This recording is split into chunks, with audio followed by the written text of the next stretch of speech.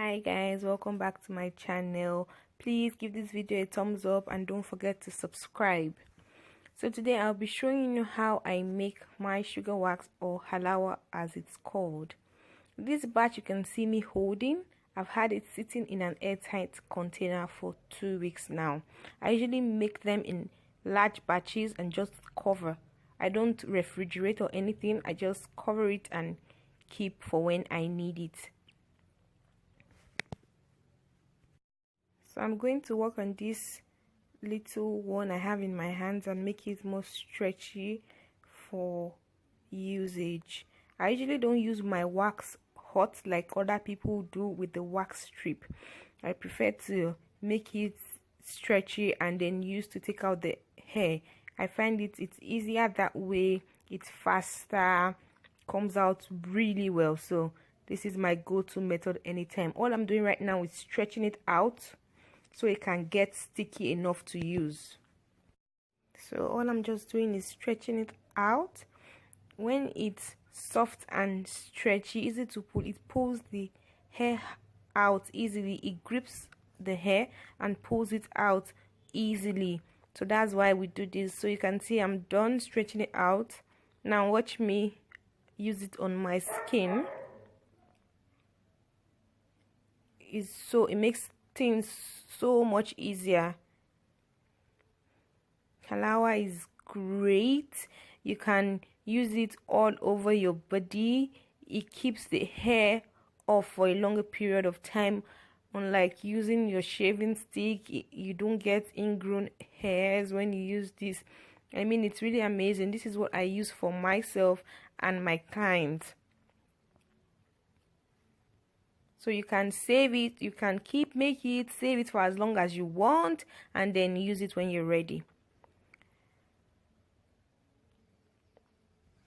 Just remember to keep it in an airtight container so it lasts long for you. Now I'll be showing you guys what I use to achieve a perfect sugar wax every time. It took a while to get used to it, but with time you just know what works best for you. First off, I have my sugar. I'm using a cup of sugar, that's 250 ml sugar. I have water, 60 ml, and then I have my half tablespoon. This is what I use to measure my lemon. And for my secret ingredient, or what I always use to make sure it comes out perfect every time, we have guar gum. Guar gum makes it easier to stretch. It makes it so much easier. It's a thickener, and then it just makes it easy to stretch out. And then last but not the least, my thermometer. Now most people don't have this. When you get used to the process, you don't necessarily need it, but for first timers it is advisable you get it.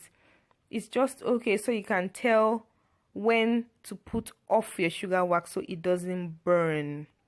You can get this thermometer off AliExpress. It's really cheap, so it's affordable. You can just get it for first timers. Once you get used to the whole process, you won't really be needing it anymore.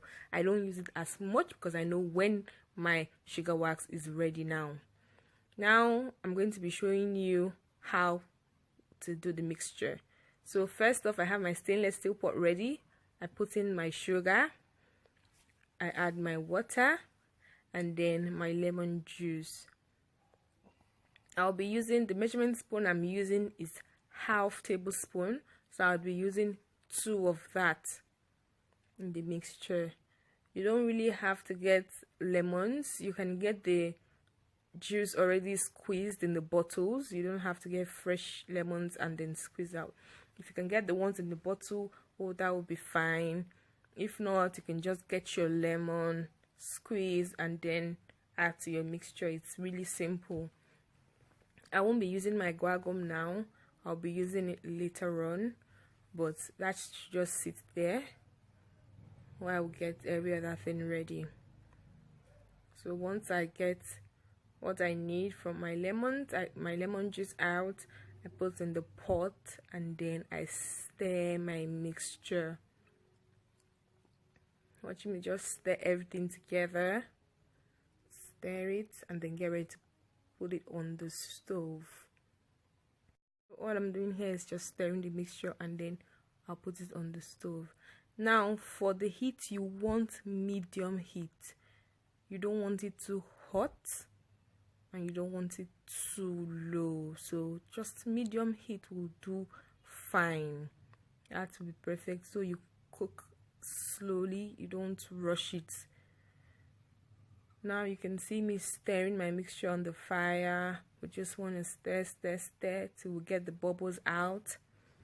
You're just gonna keep stirring it, stirring while it melts. Just stir your mixture.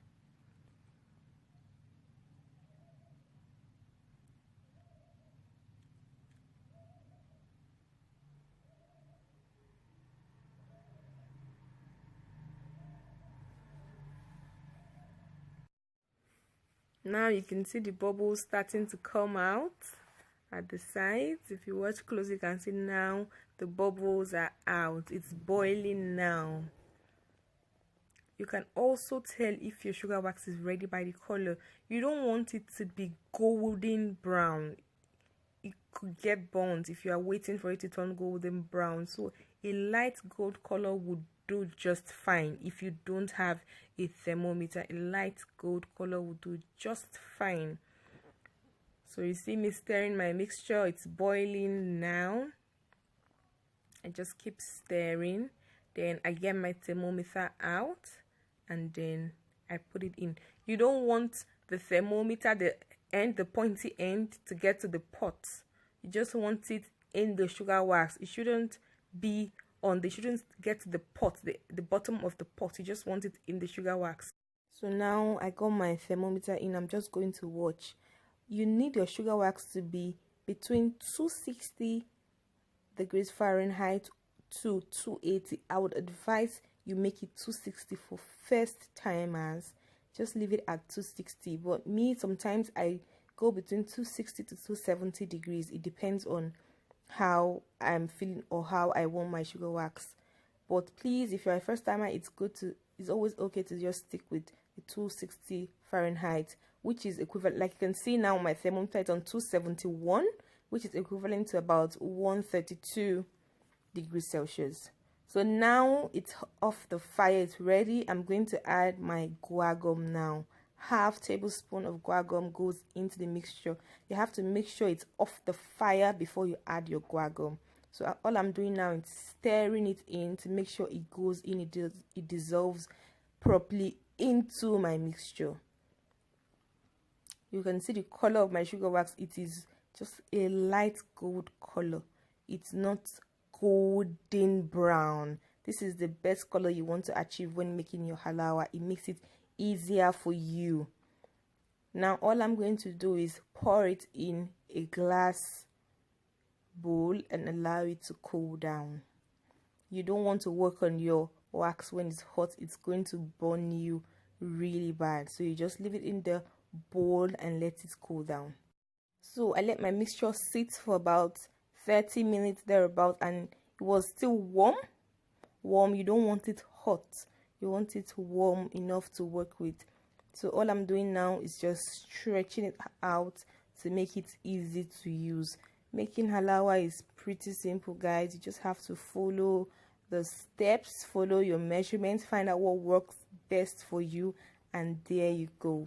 So that's how you make this. Don't forget, please give this video a thumbs up, like, subscribe. I'll be putting another video shortly on how you can make halawa with sugar, Fanta, and lime. That is a good trick. So please like, comment, subscribe. I would see you in my next video. Thank you guys so much for watching. Thank you guys.